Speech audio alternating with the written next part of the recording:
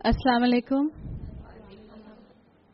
الحمدللہ رب العالمین وبہ نستعین ونصلی ونسلم علی خاتم النبیین امامنا وقدوتنا محمد ابن عبداللہ وعلی آلہ واصحاب الکرام. اما بعد، اعوذ باللہ من الشیطان الرجیم. بسم اللہ الرحمن الرحیم. رب اشرح لی صدری ویسر لی امری واحلل عقدۃ من لسانی یفقهوا قولی. اللهم علمنا ما ينفعنا وانفعنا بما علمتنا. اللهم ثبتنا عند الموت بلا الہ الا اللہ. اے ہمارے اللہ، ہمیں ہماری موت پر کلمہ لا الہ الا اللہ پر ثابت قدم رکھیے. آمین یا رب العالمین. آج ہم سب جس چیز کے لیے اکٹھے ہوئے ہیں وہ ایک ریمائنڈر ہے، اور ہم جب بھی قرآن کی بات سننے کے لیے اکٹھے ہوتے ہیں تو ہم مختلف قسم کی یاد دہانی اور ریمائنڈرز کے لیے ہی اکٹھے ہوتے ہیں. اس لیے کہ الحمدللہ مسلمان گھرانے میں آنکھ کھولنے کا فائدہ یہ ہے کہ ہم سب قرآن کو جانتے ہیں، ہم رسول اللہ صلی اللہ علیہ وسلم کو جانتے ہیں، اور ہم اسلام کی بیسک تعلیمات کو جانتے ہیں. ہم رمضان جو آنے والا ہے اس کے بارے میں بھی بہت سی معلومات رکھتے ہیں.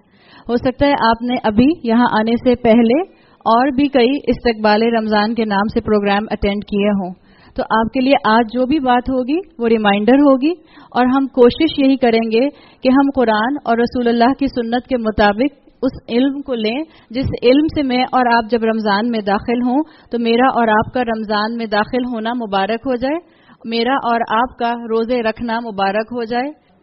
آج کا جو ٹاپک ہوگا وہ ٹاپک تو رمضان ہے، لیکن رمضان کے انڈر ہم 3 الفاظ کو اپنے ذہن میں انشاءاللہ یہاں سے لے کے جائیں گے. ان الفاظ کو ٹرمینالوجی میں بھی اور ان الفاظ کو اپنی زندگی میں شامل کرنے کے لیے بھی.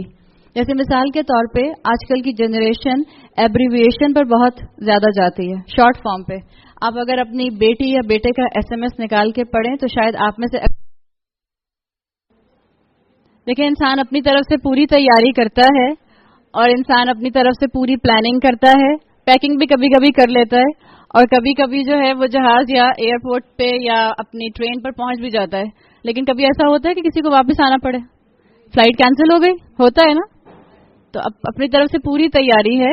کبھی کوئی آگے سے اتنا سا گلچ اگر ٹیکنیکل آ رہا ہے تو کوئی بات نہیں، میں پوری کوشش کرتی ہوں کہ میں اونچی بات کروں، اور جب یہ چل پڑے گا تو میری آواز خود بخود اس میں آ جائے گی انشاءاللہ. ہم بات یہ کر رہے تھے کہ جب ہمارے بچے SMS کرتے ہیں اپنے فرینڈس کو، اور آپ اگر ان کا SMS پڑھنے کی کوشش کریں، آپ میں سے اکثر ماؤں کو سمجھ نہیں آتا ہوگا.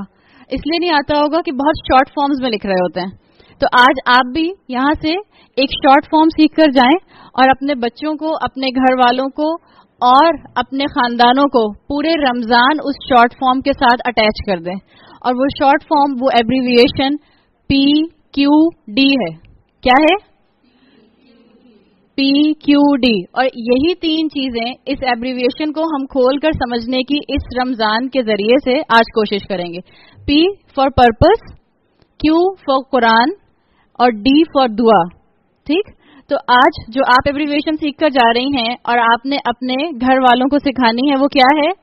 PQD. اب جب ہم مقصد کی سب سے پہلے بات کرتے ہیں تو ہمیں سمجھنا یہ ہے میری اور آپ کی زندگی کا کوئی مقصد ہے. دیکھیں، اللہ تعالیٰ نے جب انسان کو تخلیق کیا تو اس سے پہلے اللہ تعالیٰ فرشتے تخلیق کر چکے تھے، فرشتوں کی مخلوق موجود تھی. اللہ تعالیٰ نے فرشتوں کو بتایا، سورہ البقرہ کی آیت نمبر 30 میں آتا ہے، اللہ تعالیٰ نے فرشتوں سے کہا کہ میں ایک مخلوق بنانے جا رہا ہوں، اور وہ مخلوق میرا خلیفہ ہوگی، میری طرف سے ایمبیسڈر ہوگی زمین کے اوپر. قرآن میں آتا ہے وَإِذْ قَالَ رَبُّكَ لِلْمَلَائِكَةِ إِنِّي جَاعِلٌ فِي الْأَرْضِ خَلِيفَةً. فرشتوں سے اللہ تعالیٰ نے کہا کہ میں اپنا ایک خلیفہ زمین پر بنا رہا ہوں. اللہ نے ان کو بتایا اور یہ بھی بتا دیا خلیفہ کہہ کے کہ میں ان کو اتھارٹی دے رہا ہوں. اس مخلوق کے پاس اتھارٹی ہوگی. فرشتوں نے یہ سنا کہ اللہ ایک ایسی مخلوق بنا رہا ہے جس کے پاس اتھارٹی ہوگی، تو فرشتوں نے کہا قالوا، فرشتوں نے کہا اتجعل فیہا من یفسد فیہا ویسفک الدماء، آپ ایک ایسی مخلوق بنا رہے ہیں جو خون خرابہ کرے گی، فساد کرے گی. یہ کیوں کہا تھا؟ اس لیے کہ اللہ تعالیٰ نے فرشتوں کو تو تخلیق کیا، لیکن ان کے اندر کوئی چوائس نہیں رکھی، ان کی کوئی ضروریات نہیں رکھی. اللہ نے فرشتہ تخلیق کیا اور اس کا ایک ہی کام رکھ دیا کہ وہ صرف اللہ کی عبادت کرے یا وہ کام کرے تو اللہ اس سے کہہ دے. بس یہ مقصد ہے فرشتے کا. جو مفسرین لکھتے ہیں کہ فرشتوں کو احساس ہوا ہوگا کہ ہم تو ایسی مخلوق ہیں کہ ہمارے پاس کوئی ضروریات ہی نہیں ہے، ہماری کوئی چوائس ہی نہیں ہے، اور اللہ اب جو مخلوق بنا رہا ہے اس کو اللہ چوائس دے رہا ہے، اس کو اللہ اتھارٹی دے رہا ہے، جس بیسس پر مفسرین کہتے ہیں کہ فرشتوں نے کہا کہ یہ مخلوق امپرفیکٹ ہے، یہ زمین پر جا کر فساد کرے گی اور خون بہائے گی. آپ دیکھیں جب انسان کوئی چیز بناتا ہے، انسان نے کتنی چیزیں ایجاد کی ہیں، آپ ہاتھوں پر گننا شروع کر دیں، یہ پنکھا ہے، یہ لائٹ ہے، یہ دروازے ہیں، مثال کے طور پہ ایئر کنڈیشنڈ ہے. انسان جو بھی چیز بناتا ہے وہ انسان چیز بناتا ہے اپنے فائدے کے لیے. انسان جس چیز کو بھی تخلیق کرتا ہے اس چیز کی اپنی کوئی فری ول نہیں ہوتی، اس کی کوئی اپنی مرضی نہیں ہوتی، بلکہ جو چیز انسان بناتا ہے وہ چیز انسان کو سرو کرتی ہے. انسان اپنی خدمت کے لیے بناتا ہے تاکہ اس کا زندگی گزارنا آسان ہو جائے. ایسا ہی ہوتا ہے. آپ کا کوئی بیٹا جو ہے وہ کسی سائنس لیب میں کوئی روبوٹ بھی بنائے گا تو وہ ایسا روبوٹ نہیں ہوگا جس کا جب دل کرے آپ کے بیٹے کو ایک لگا دے، بلکہ آپ کا بیٹا ایک ایسا روبوٹ بنائے گا جو جب اس کا دل کرے اس کا موبائل فون لاؤنج سے اٹھا کے بیڈ روم میں لا دے، پانی کا گلاس اگر میڈ نہیں آئی تو اس تک پہنچا دے، اپنے فائدے کی چیز بنائے گا. تو فرشتوں کو اس بات کے اوپر حیرت تھی کہ اللہ ایک ایسی مخلوق بنا رہا ہے جو خواہشات بھی رکھتی ہوگی، جو اللہ کے ساتھ تابع بھی ہوگی، لیکن اس کے ساتھ ساتھ اللہ کہہ رہا ہے کہ میں اس کو اتھارٹی بھی دے رہا ہوں. تو اس بات پر فرشتے کنفیوز تھے. جب فرشتے کنفیوز تھے اور انہوں نے کہا اللہ تعالیٰ سے نحن نسبح بحمدک ونقدس لک، اللہ تعالیٰ ہم تو آپ کی حمد بھی کرتے ہیں، ہم آپ کی پرفیکشن کو بھی ڈکلیئر کرتے ہیں، ہم آپ کی پاکی بیان کرتے ہیں، تو ایسی مخلوق بنانے کا کیا مقصد ہے؟ اللہ نے سمپل جواب دیا قال انی اعلم ما لا تعلمون. اللہ تعالیٰ نے فرمایا جو میں جانتا ہوں وہ تم نہیں جانتے. اس کا مطلب ہے اللہ نے یہ کہہ کے واضح کر دیا، مفسرین کہتے ہیں کہ اللہ نے واضح کر دیا کہ اللہ نے ہر مخلوق کو کسی مقصد کے لیے پیدا کیا ہے، اور ہر مخلوق کا مقصد دوسری مخلوق سے مختلف ہے. مقصد ہمارا پہلا ایبریویشن کیا تھا، یاد ہے کسی کو؟ پی تھا نا، پرپس. ہم اسی پرپس پر بات کر رہے ہیں. تو میں نے پرپس کی ریفرنس میں پہلی بات تو فرشتوں کی ہے، اور دوسری بات آپ کو یہ بتا رہی ہوں کہ اللہ جو مخلوق بناتا ہے اس کو ایک مقصد دیتا ہے، اور اللہ ہر مخلوق کا مقصد دوسری مخلوق سے مختلف رکھتا ہے. جیسے کسی آرٹسٹ کی خوبصورتی کہ آرٹسٹ میں کتنا فن ہے اس کو آپ اس کی تصویر سے پہچان لیتی ہیں، کسی پینٹر کے ہاتھ میں کتنا آرٹ ہے وہ آپ اس کی تصویر سے پہچان لیتی ہیں، اس میں کتنی صفات ہیں وہ آپ کو پتہ چل جائے گا ایک پینٹنگ دیکھ کے. اسی طرح سے علماء کہتے ہیں کہ اللہ کی بھی مختلف صفات ہیں. جیسے آپ اور میں اللہ کے 99 ناموں سے واقف ہیں، وہی جو اللہ کی صفات بھی ہیں. آپ سورۃ الفاتحہ پڑھتی ہیں، الرحمن الرحیم کہتی ہیں. اللہ کی ایک صفت ہے رحمان، جس کے میننگز کیا ہیں؟ بہت زیادہ رحم کرنے والا. اب اللہ کی اس رحم کی کوالٹی سے، رحم کے ایٹریبیوٹ سے بہت سی مخلوقات فائدہ اٹھاتی ہیں. مثال کے طور پہ آپ صلی اللہ علیہ وسلم نے فرمایا، آپ کی حدیث کا مفہوم ہے کہ اللہ نے اپنی رحمت کے 100 حصے کیے، جن میں سے 99 حصوں کو اللہ نے آخرت کے لیے ریزروڈ رکھا ہوا ہے، اور صرف ایک حصہ اللہ کی رحمت کا اس دنیا پر امپلائڈ ہے. اور اس 1% رحم کی وجہ سے ہم انسان ایک دوسرے کے اوپر رحم کرتے ہیں. مثال کے طور پہ ماں کا رحم اولاد کے معاملے میں، اولاد کا رحم ماں باپ کے معاملے میں، انسانوں کا رحم دوسرے انسانوں کے ساتھ، انسانوں کا رحم جانوروں کے ساتھ، جانوروں کا رحم انسانوں کے ساتھ. جتنے بھی آپ کو رحم کے مختلف شیڈز دنیا میں نظر آتے ہیں وہ اس 1% رحم کی وجہ سے ہیں جس کو اللہ نے اس دنیا میں رکھ دیا ہے. اور باقی 99 کہاں کے لیے ریزروڈ ہیں؟ آخرت کے لیے ریزروڈ ہیں. آپ کو دنیا میں جتنے بھی ایکسپریشن آف لو نظر آئے گا، محبت کا جذبہ نظر آئے گا، وہ سارا اس 1% رحم کی وجہ سے ہے. اور اللہ نے 99 کو ریزروڈ رکھا ہے آخرت کے لیے. سورۃ الاحزاب میں اللہ نے فرمایا وَكَانَ بِالْمُؤْمِنِينَ رَحِيمًا، اللہ مومنین کے ساتھ خاص طور پر رحیم ہے. اللہ قیامت کے دن مومنین پر رحم فرمائے گا. آپ دیکھیں دنیا میں اللہ تعالیٰ ہر ایک کو دیتے ہیں. اللہ اس کو بھی دیتا ہے جو اللہ کا نافرمان اللہ کا رحم ہے، یہ اللہ کی جنروسٹی ہے، یہ اللہ کی بینوولنس ہے کہ اللہ تعالیٰ ہر ایک کو نواز رہا ہے. لیکن آخرت میں اللہ کا رحم کس کے لیے خاص ہے؟ مومنین کے لیے خاص ہے. تو اللہ کی یہ جو رحم کی صفت ہے، فرشتے تو اللہ کی نافرمانی ہی نہیں کرتے، ان کو تو اللہ کی یہ صفت کسی طرح سے کسی اینگل میں فائدہ نہیں پہنچا رہی. پھر آپ اگر اعوذ باللہ من الشیطان الرجیم بسم اللہ الرحمن الرحیم، ہم کیا بات کر رہے تھے؟ کون یاد دلائے گا مجھے؟ یا گرمی نے بھلا دیا؟ کس کو یاد ہے؟ الغفار پر بات کر رہے تھے. چلیے الحمدللہ. ایبریویشن کس کو یاد ہے؟ سب بولیں. PQD. شاباش، ویری گڈ. ہم پرپس پر بات کر رہے ہیں اور ہم اللہ کی ایک صفت الغفور کی بات کر رہے تھے کہ اللہ کی صفت الغفور کی سب سے زیادہ مینیفیسٹیشن انسان کی ذات پر، انسان کی مخلوق پر نظر آتی ہے. اس لیے کہ فرشتے جن سے غلطی نہیں ہوتی، وہ اللہ کی نافرمانی نہیں کرتے، ان کو اللہ کی معافی نہیں چاہیے ہوتی. پھر اگر ہم دوسری طرف دیکھیں، مثال کے طور پہ جانوروں کو، کیا جانوروں کو اللہ کی معافی چاہیے ہوتی ہے؟ نہیں چاہیے ہوتی، اس لیے کہ جانوروں کا آخرت میں کوئی حساب کتاب نہیں ہے. جانوروں کو بھی اللہ تعالی کی طرف سے معافی درکنار نہیں ہوتی. تو جو صفت رہ گئی الغفور کی، اس کا سارے کا سارا مینیفیسٹیشن صرف اور صرف انسان کی ذات پر نظر آتا ہے. اب آپ یہ دیکھیں، اللہ نے مجھے اور آپ کو کتنی نعمتیں دی ہیں. ہم میں سے ہر انسان اپنی نعمت کو دیکھے تو کیا کبھی آپ دیکھ سکتی ہیں کہ آپ کے پاس کتنی نعمتیں ہیں؟ کسی نے اپنی نعمتیں گنی ہیں کبھی؟ ہم میں سے کسی نے اپنی نعمتیں نہیں گنی. ہم اگر اپنی ایک نعمت یعنی سانس لینے کو بھی گننا شروع کریں تو آپ کے اور میرے سانس لینے میں کتنے ایلیمنٹ ساتھ ایک دوسرے کے مل کر یہ کام کرتے ہیں، ہم اس کو گن نہیں سکتے. سورہ ابراہیم کی آیت نمبر 34 میں اللہ تعالیٰ نے فرمایا وَإِن تَعُدُّوا نِعْمَةَ اللَّهِ لَا تُحْصُوهَا، اگر تم ایک اللہ کی نعمت نعمت اللہ آیا، اگر تم اللہ کی ایک نعمت کو گننے کے لیے بیٹھو تو تم اس کا احاطہ نہیں کر سکتے. صحیح؟ اللہ نے فرشتے پیدا کیے بغیر خواہشات کے، اللہ نے جانور پیدا کیے. جانوروں کے ساتھ کیا معاملہ ہے؟ جانوروں کے ساتھ یہ معاملہ ہے کہ جانور اپنی خواہشات پوری کرتا ہے بغیر کسی ریسٹرکشن کے. اس کا جب دل چاہتا ہے سوتا ہے، اس کا جب دل چاہتا ہے کھاتا ہے. یہاں سے پلیز کچھ لوگ پیچھے کے کمرے میں چلے جائیں، اب آواز آ جائے گی تاکہ آنے والے جو ہیں ان کو جگہ مل جائے. جزاک اللہ خیر. رسول اللہ صلی اللہ علیہ وسلم نے فرمایا محفل میں کشادگی کرو.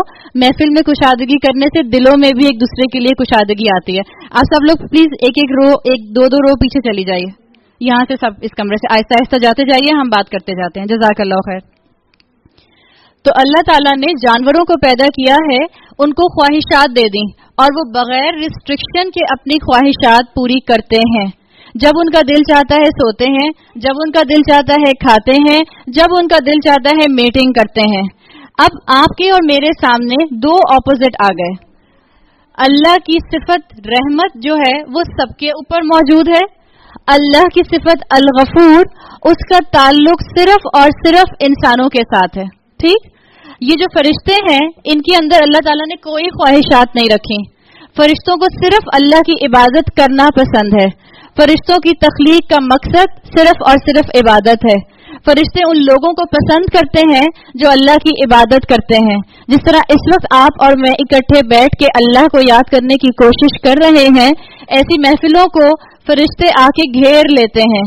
ایسی محفلوں میں فرشتے ایسے لوگوں کو سپورٹ کرتے ہیں، اللہ کے پاس جا کر ان کے ناموں کو ڈکلیئر کرتے ہیں کہ مثال کے طور پر آپ کی بندی شازیہ، آپ کی بندی سائمہ، آپ کی بندی تمکین، یہ اللہ آپ کو یاد کر رہی تھی جب میں اس کے پاس سے آیا. باقاعدہ نام لے کر اللہ کے بندوں کا یہ اللہ کے پاس ذکر کرتے ہیں، اس لیے کہ ان کو عبادت کرنا پسند ہے اور ان کو عبادت کرنے والے لوگ پسند آتے ہیں. تو ہمارے پاس دو اپوزٹ آ گئے، بالکل کلیئر کٹ.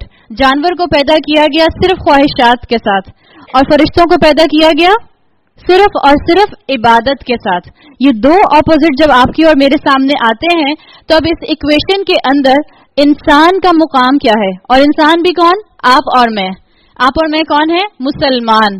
امام ابن قیم رحمہ اللہ نے بہت پیاری بات کی. انہوں نے کہا کہ اللہ تعالیٰ نے فرشتے پیدا کیے بغیر خواہشات کے لیکن مقصد کے ساتھ. اللہ تعالیٰ نے جانور پیدا کیے بغیر مقصد کے لیکن خواہشات کے ساتھ. اور اللہ نے انسان کو پیدا کیا کس کے ساتھ؟ دونوں کے ساتھ. آپ کی اور میرے ساتھ خواہشات بھی ہیں، آپ کے اور میرے ساتھ مقصد بھی ہے. امام ابن قیم کہتے ہیں کہ اس طریقہ کار نے انسان کے عمل کرنے کے 2 بار سیٹ کر دیے. اب آپ اور میں چاہیں تو اپنے آپ کو خواہشات کی طرف زندگی میں انکلائنڈ کر لیں، آپ اور میں چاہیں تو اپنے آپ کو مقصد کی طرف انکلائنڈ کر لیں. یہی آپ کا اور میرا امتحان ہے. آپ کو اور مجھے اسی بیسس پر اللہ نے آخرت میں یا تو بخشنا ہے یا اللہ نہ کرے کہ ہمارا انجام دوسرا والا ہو. اب خواہشات تو سمجھ آتی ہیں. آپ کی اور میرے نفس میں آنے والی ہر خواہش، ہر ڈیزائر، ہر ٹیمپٹیشن، ہارمونز کی وجہ سے جو بھی دل و دماغ میں خواہشات آئے وہ سب آپ یاد کر لیجئے. مقصد کیا ہے انسان کا؟ سورہ الذاریات آیت نمبر 56 میں اللہ تعالیٰ نے فرمایا وَمَا خَلَقْتُ الْجِنَّ وَالْإِنسَ إِلَّا لِيَعْبُدُونِ. اللہ نے نہیں پیدا کیا انسانوں کو اور نہ جنوں کو، لیکن کس کام کے لیے؟ لِيَعْبُدُونِ، تاکہ وہ میری عبادت کریں. آپ کو اور مجھے کس کام کے لیے پیدا کیا گیا ہے؟ عبادت کے لیے پیدا کیا گیا ہے. لیکن اللہ نے ساتھ ساتھ یاد رکھے خواہشات بھی میرے اور آپ کے اندر رکھی ہیں. اور یہ کیسے پتا چلا کہ اللہ نے آپ کو اور مجھے عبادت کے لیے پیدا کیا ہے؟ ایک تو قرآن کی اس آیت نے بتایا، پھر اس کی عملی لیجسلیشن دیکھیں، پریکٹیکل لیجسلیشن کیسے میرے اور آپ کے سامنے آئی. رسول اللہ صلی اللہ علیہ وسلم جب معراج پر تشریف لے گئے تو کتنی نمازیں انیشیلی فرض ہوئی تھیں؟ 50 نمازیں، 50 نمازیں. 50 نمازوں کو رسول اللہ کی امت پر فرض کیا گیا تھا، اور یہ کہا گیا تھا کہ آپ کی امت کو یہ 50 نمازیں پڑھنی ہے. جن کو کم کرتے کرتے، جن کی کنسیشن کرتے کرتے ان کو کتنی نمازیں کر دیا؟ 5 نمازیں کر دیا. اور رسول اللہ صلی اللہ علیہ وسلم سے کہا گیا کہ آپ کی امت پڑھے گی تو 5 نمازیں، لیکن اس کو ثواب کتنی نمازوں کا ملے گا؟ 50 کا ملے گا. اب آپ تھوڑی دیر کے لیے امیجن کریں کہ آپ کو یہ جو مجھے اور آپ کو 5 نمازیں 12 سے 14 گھنٹے میں پڑھنی ہوتی ہیں، انہی 12 سے 14 گھنٹے میں مجھے اور آپ کو 50 نمازیں پڑھنی ہوتی.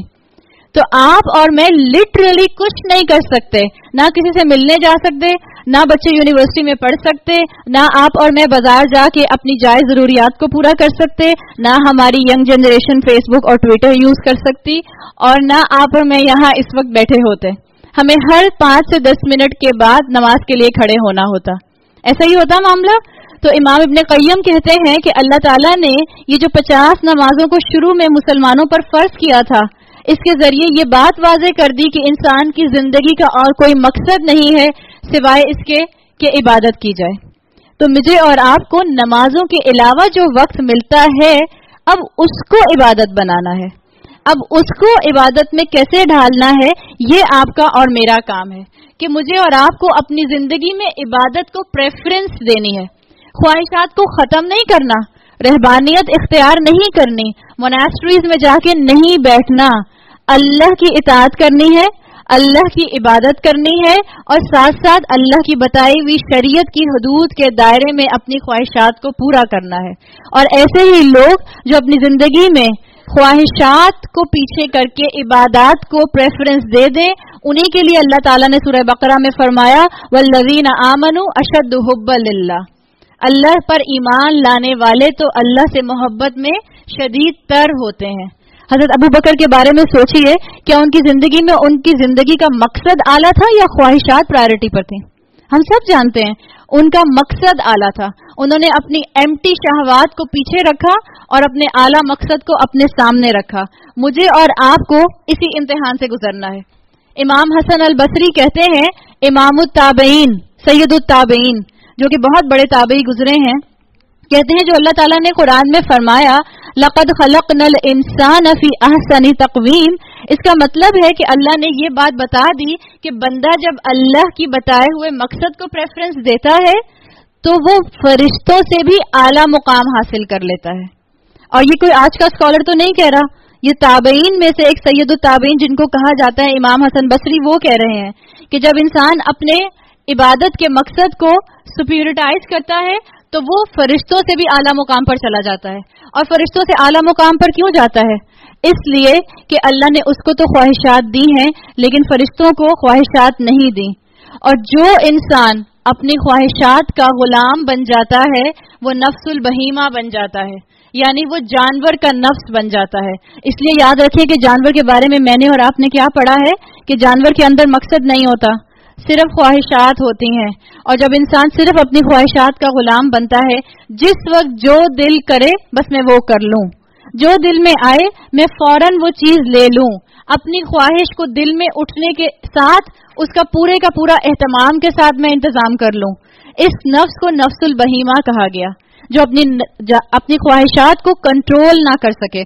تو مجھے اور آپ کو اپنی شریعت کے دائرے کے اندر خواہشات کو پورا کرنا ہے اور اپنی خواہشات کو لگام ڈال کر رکھنی ہے، ورنہ میں اور آپ اس انسان کے مانند ہو جائیں گے جس کی تشبیہ سورۃ الاعراف میں دی گئی ہے، اور جو انسان صرف اور صرف اپنی خواہشات کا غلام بن گیا اور اس کو کتے سے تشبیہ دی گئی ہے۔ اللہ ہمیں ایسے لوگوں میں شامل ہونے سے بچائے۔ اللہ تمام انسانوں کو، صرف مسلمانوں کو نہیں، ہم سب انسانیت کے لیے دعا کرتے ہیں، اللہ تمام انسانوں کو اپنا مقصد جاننے کی توفیق عطا فرمائے، اور اللہ ہمیں کوشش کے ساتھ، اللہ ہمیں ہماری کوششوں کے ساتھ یہ توفیق دے کہ ہم اپنی خواہشات کو اپنے مقصد سے نیچے رکھ سکیں، تاکہ مجھے یاد رہے کہ مجھے بھیجنے والا ایک دن مجھے اس دنیا سے واپس بھی بلائے گا۔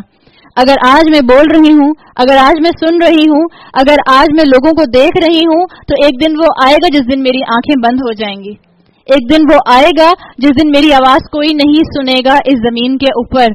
ہاں سنیں گے تو وہ مخلوقات سنیں گی جن مخلوقات کو مردوں کی آواز آتی ہے۔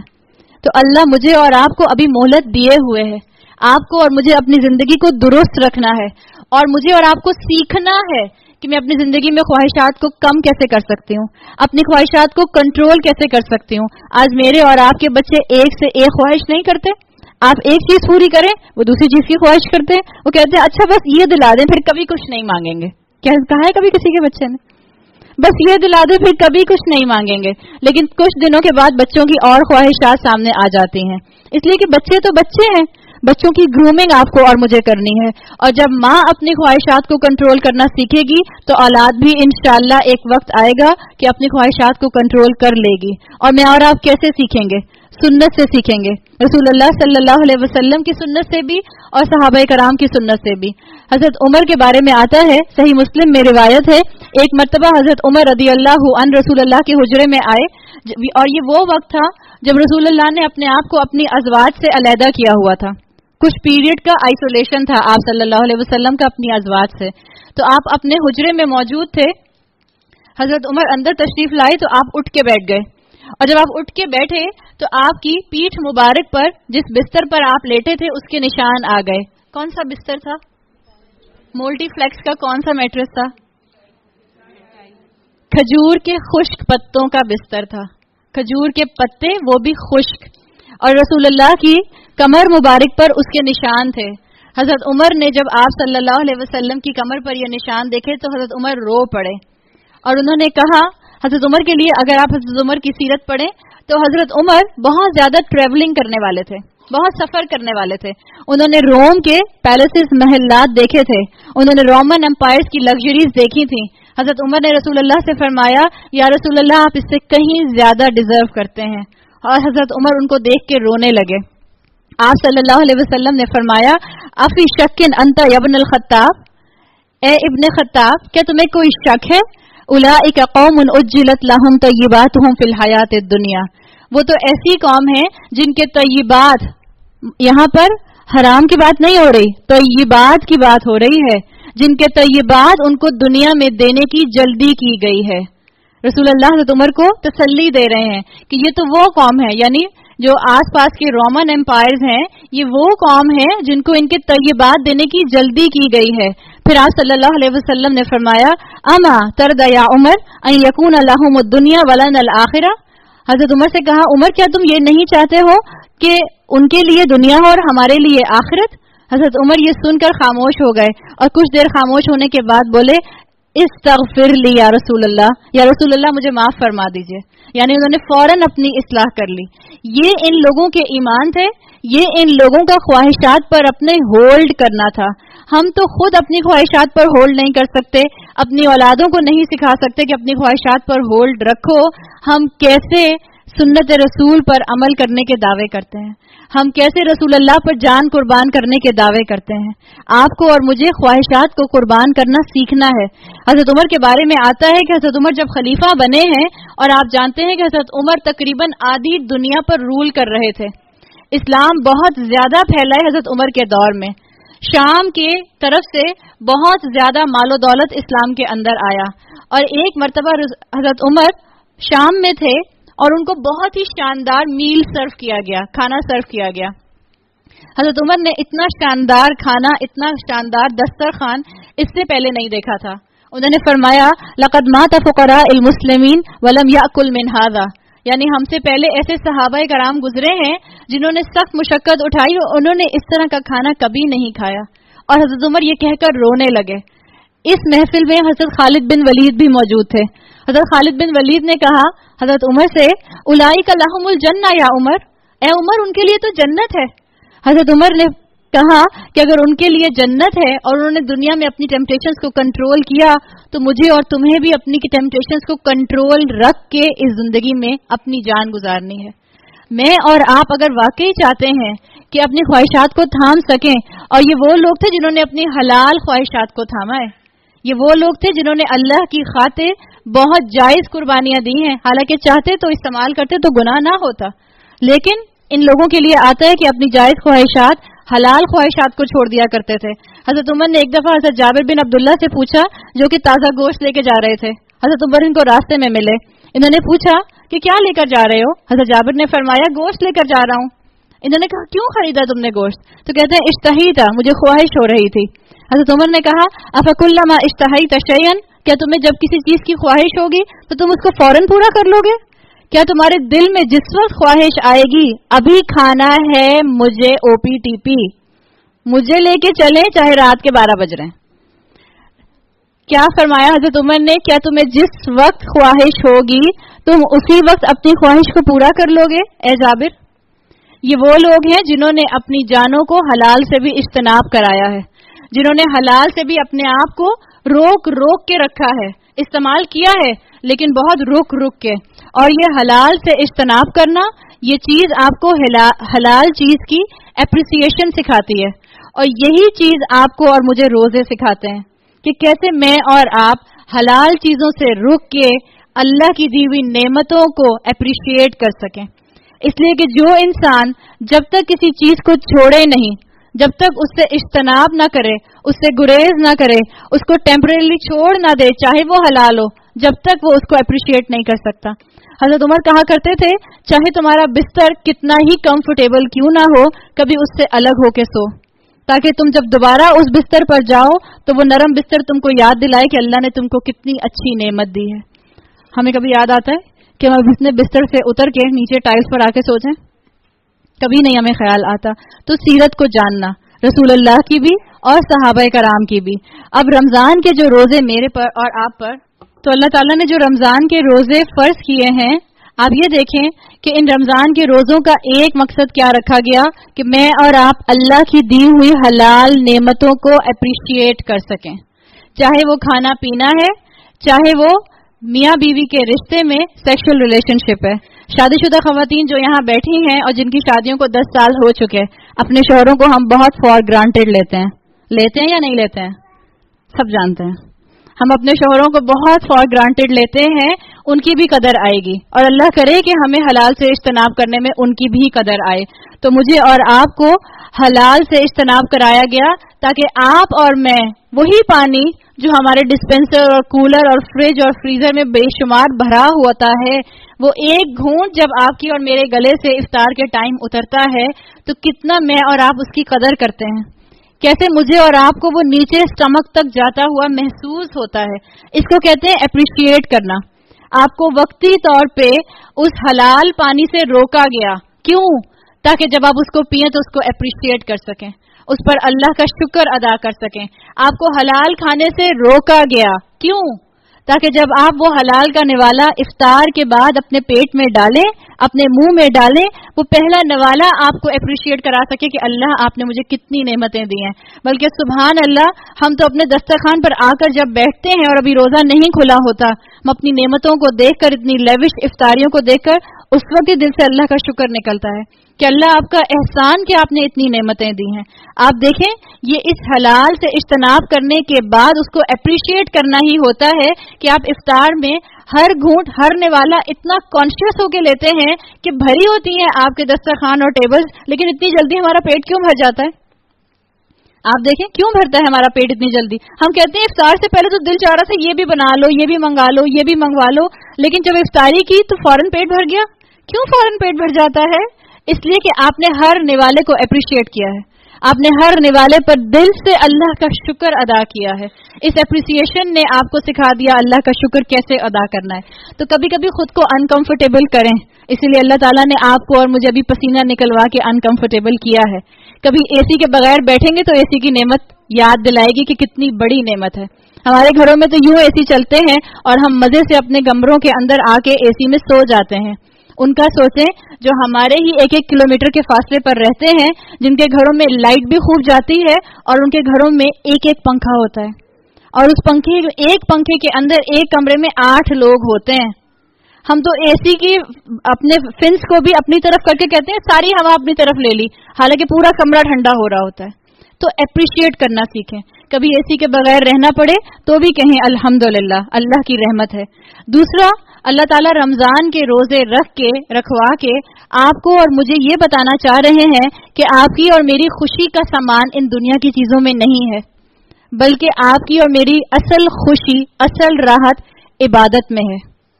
اور اللہ تعالیٰ نے سکون اور رحمت کو، اللہ نے سکون اور خوشیوں کو جنت اور اپنی اطاعت اور اپنی عبادت میں رکھ دیا ہے. ہم اسے کہاں ڈھونڈتے ہیں؟ دنیا کی نعمتوں کے اندر. اے سی اچھا ہو، گھر بڑا ہو، گاڑی کمفرٹیبل ہو، کپڑے وارڈروب بہت اچھی ہو، بالکل فریش ہو، ریفریش ہو جائے ہر سیزن پہ، ہم اس کو اپنی خوشیوں کا باعث سمجھتے ہیں.